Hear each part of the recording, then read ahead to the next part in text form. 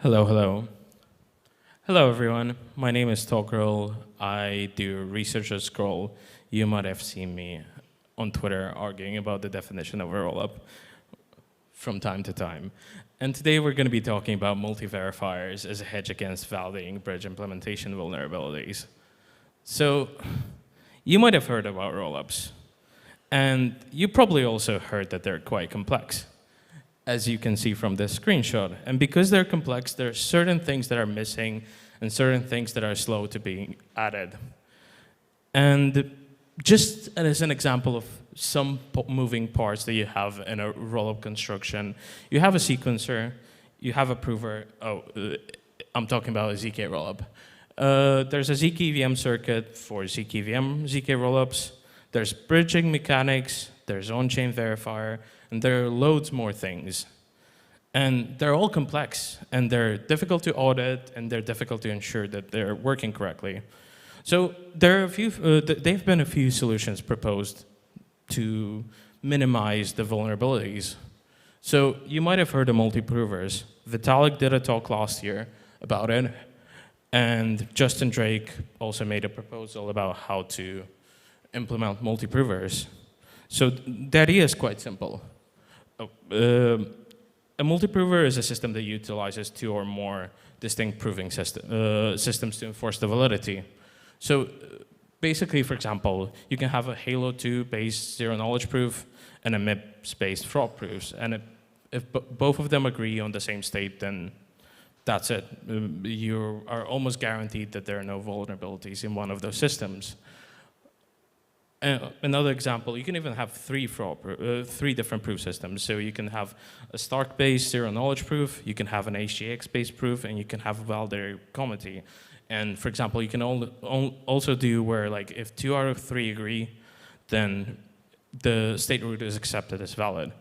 So here's an example of how it works. So in a traditional rollup, you submit a batch, a ZK rollup, might I add. And then you submit a proof, and that's it. That's how it works.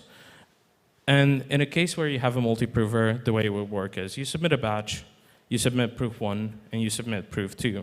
And if both of them agree, then you continue submitting the batches. If not, the rollup stops, and there are, depending on a specific implementation, you have different mechanics of how to handle the discrepancy. So essentially, if there's a disagreement between two proofs, an external security council can arbitrate and pick the one that they think is correct.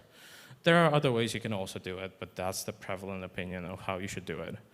So that's on the prover side. But what about smart contracts? They're also complex, and as this never-ending list shows us, there's a never-ending list of hacks that happens because of smart contract bugs and vulnerabilities. So how do we solve that?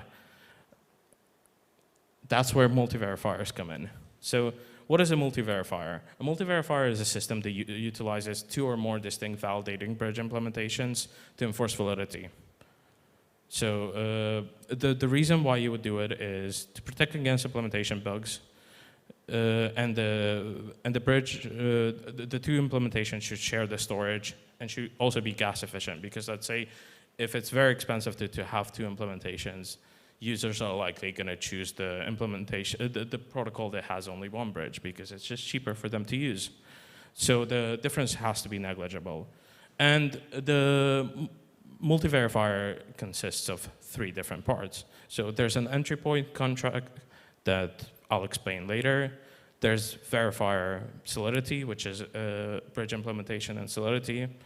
And then there's verifier Viper, which is an implementation in Viper. You can also use other languages like Half or Phi or whatever.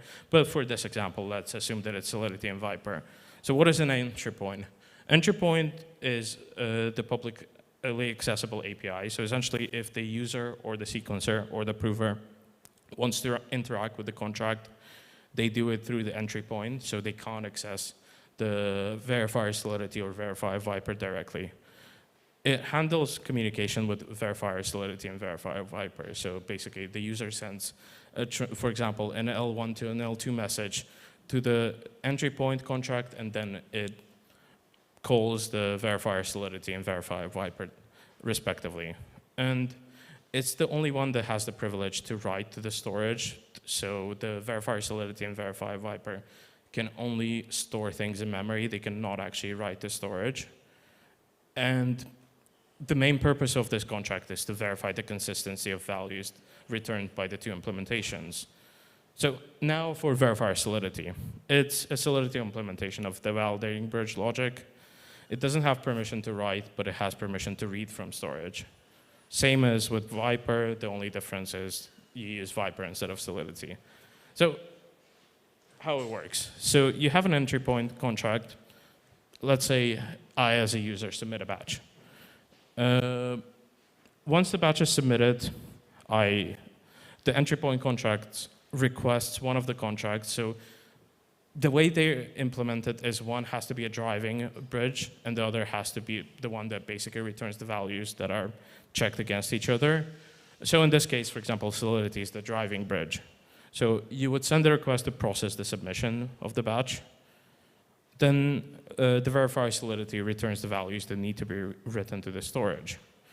Then the same is done with the Viper contract. You send the request to process the submission, and the Viper contract returns the values that need to be checked against the request that were sent by Solidity to process the storage. And if both of them agree, great, we continue. And the same happens with a proof after the batch is processed.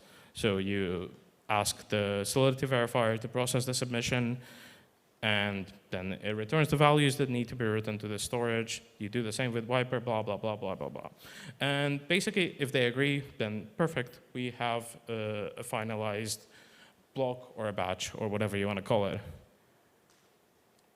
And again, the same with multi-provers. If there's a disagreement between the two, there's an external security council that can just pick whichever one is correct.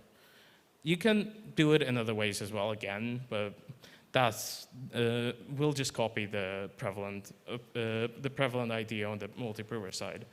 And you can also combine the multi-provers and essentially get a system that just drastically decreases the possibility of implementational bugs, because you need to have identical bugs in both systems on either the prover or the verifier side, which is unlikely to happen. And the likeliest vulnerability that you're still going to have is some specific vulnerability on the specification level. So, for example, when you define the bridge functionality, you forget a certain check, sanity check that needs to be implemented, and basically that is used to hack, because having two implementation doesn't protect against that, because you'll just copy the same specification. That's it for my talk. Thank you very much, and if you have any questions, feel free to ask.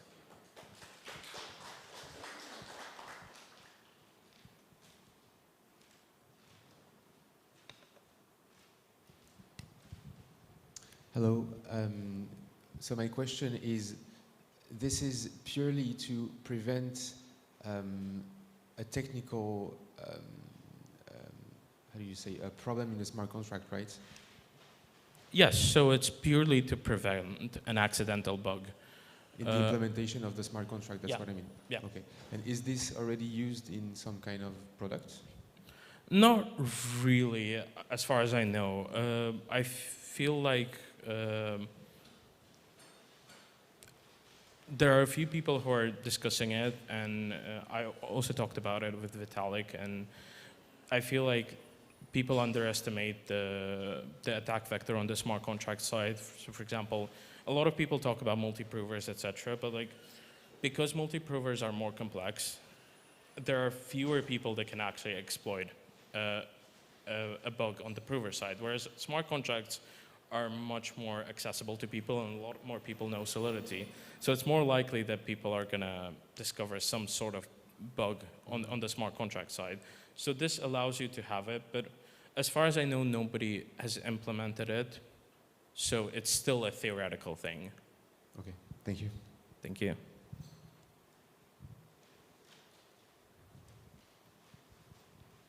So different CK EVMs have different gas fees, hash functions, etc. How can you use different provers if the EVMs are different? So you can implement two different provers that follow the same state transition function. So let's say you can have a theory. So what we're working at the moment at Scroll is what is I showed here. Sorry, let me just get back.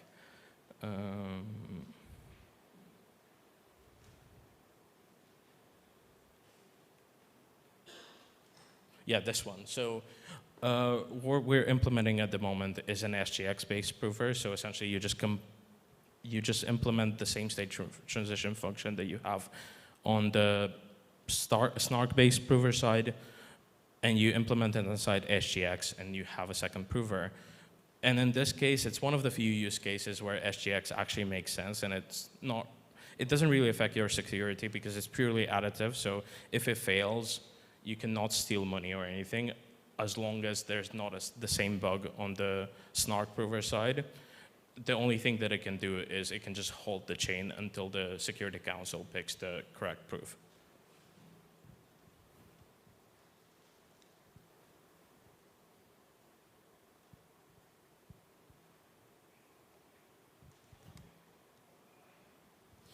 I guess that's it then. Thank you very much.